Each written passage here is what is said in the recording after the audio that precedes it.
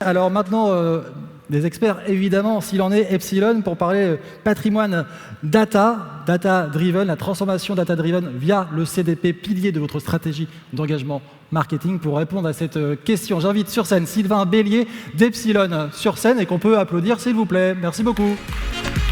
Je vous en prie, Sylvain, rejoignez-moi. Je vous confie ceci. Et je vous en prie. Bonjour à toutes et à tous.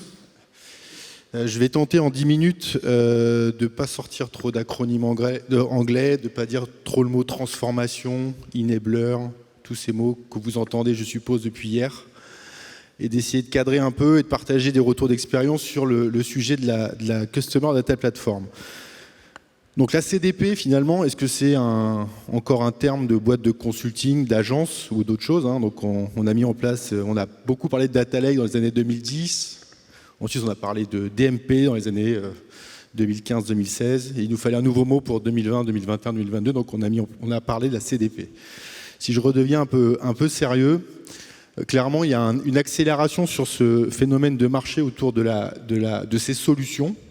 Donc justement, l'objectif est de voir un peu avec vous et de vous partager, de se dire est-ce que c'est des nouvelles capabilities, des nouvelles fonctionnalités, qu'est-ce qu'il y a de nouveau, pas de nouveau, et qu'est-ce que ça peut apporter. Avant de rentrer là-dedans, c'était quand même de se dire finalement la CDP, il y a des réalités business et un peu opérationnelles qui demandent aux clients finaux finalement, en tout cas les organisations, de se reposer des questions. Et c'est quand même ça, les CDP est à considérer comme un accélérateur où c'est pour répondre à des vrais enjeux business ou des vrais enjeux opérationnels. Les questions qui sont posées autour de ces solutions, c'est clairement la partie omnicanalité. Donc comment j'arrive à suivre mon client, quelles que soient ses interactions. Un deuxième sujet qui était la partie investissement, en tout cas la partie monitoring des investissements médias, donc la part d'investissement média dans le digital. Tout ce qui est lié, on en a parlé en introduction, à l'IA, mais surtout à l'accès de la donnée par le business. Donc d'essayer un petit peu de débaricentrer l'accès à la donnée par des data analystes purs côté IT et de dire comment aujourd'hui le business veut avoir accès à ces données et quelle taxonomie il souhaite avoir accès et quel niveau de granularité. Des questions qui se posent également parce que les DSI aujourd'hui commencent à embrasser clairement la partie cloudification et refonte de l'ensemble de leur architecture de données. Et deux effets de marché qui sont arrivés depuis l'année dernière. La première, bien sûr, c'est toute la partie rapport de force des plateformes, hein. Donc on parle de cookieless, on parle d'iOS 14, on parle de tous les nouveaux algorithmes qui sont mis en place et qui finalement, de moins en moins, on va pour être capable de cibler des audiences comme on avait l'habitude de faire et de créer de la mesure, et toute la partie consent. Et ça, on a essayé d'un petit peu clairement de factoriser les grandes questions que nos clients se posaient.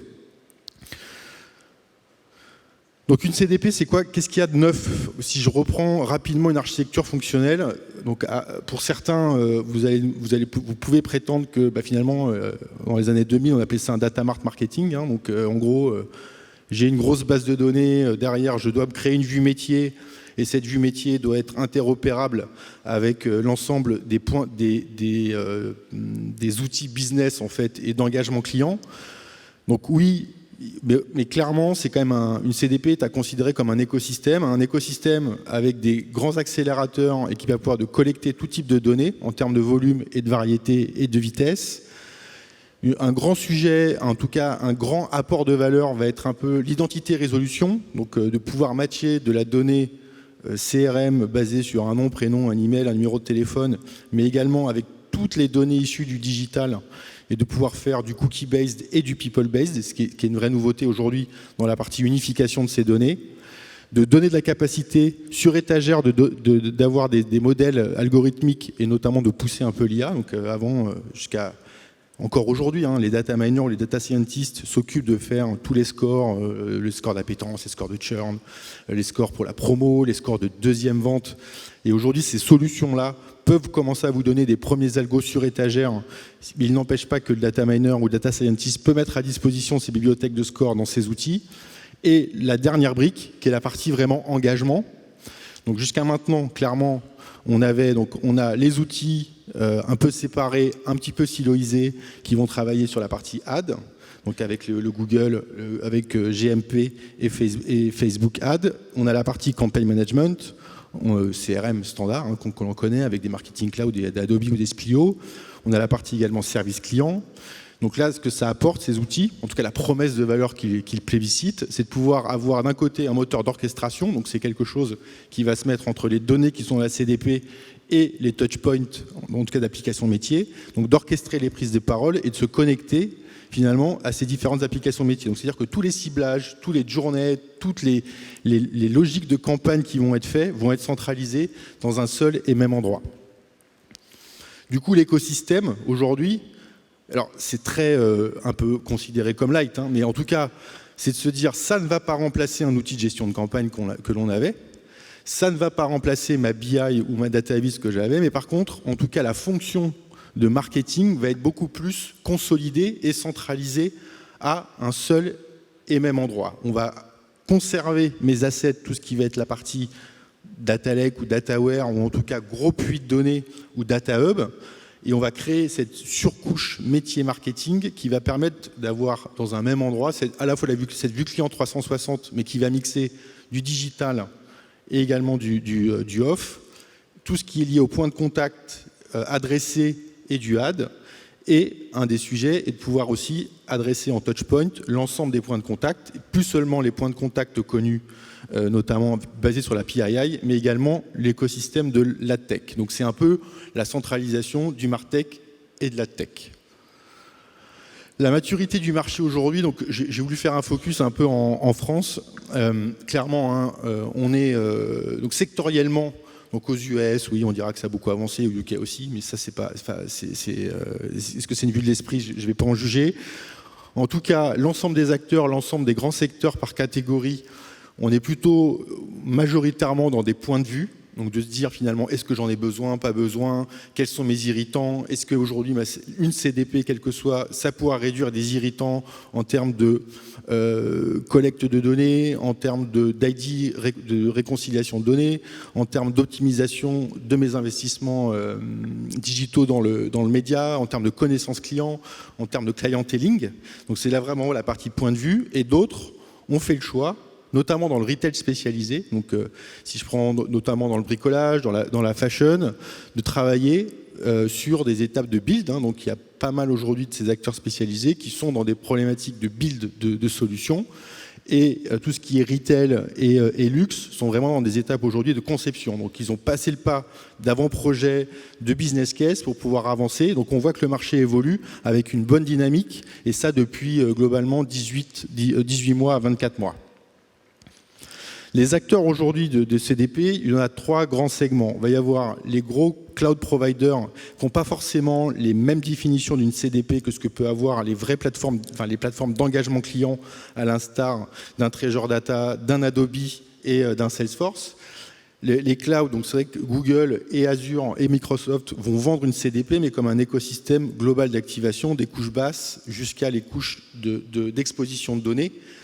Ensuite, vous avez les best of breed aujourd'hui, donc c'est vraiment les pure players qui viennent de ce monde-là, donc il y a pas mal d'acteurs sur le marché français aujourd'hui. Et enfin, les plateformes, et donc aujourd'hui les plateformes, c'est plutôt Adobe et Salesforce qui essaient de en tout cas partager la taille du gâteau. Bien sûr, on parlera de use case en fait pour choisir. On aura toujours cette démarche de dire ok, il faut que je commence par mes besoins métiers, que je regarde en termes de conception de plateforme fonctionnelle. En tout cas, nous aussi, l'intérêt, c'est qu'on rentre par de nouveau au-delà des use cases. Je pense que collectivement, il faut se challenger sur le niveau de maturité aujourd'hui de mon business au regard de ce que je fais déjà. Et la CDP doit être considérée pas comme une nouvelle technologie, mais ça doit être considéré comme un vrai accélérateur par rapport à des pain points sur lesquels mon écosystème aujourd'hui n'arrive pas à répondre. La deuxième, c'est que vous le voyez, c'est un marché qui est ultra aujourd'hui, qui n'est pas du tout consolidé, qui est très protéiforme. On a les gros players, on a également les plateformes et on a beaucoup de best of breed. Donc il ne faut pas hésiter quand même à regarder quelle est la pérennité, la scalabilité de la solution et des acteurs qu'on aurait choisis.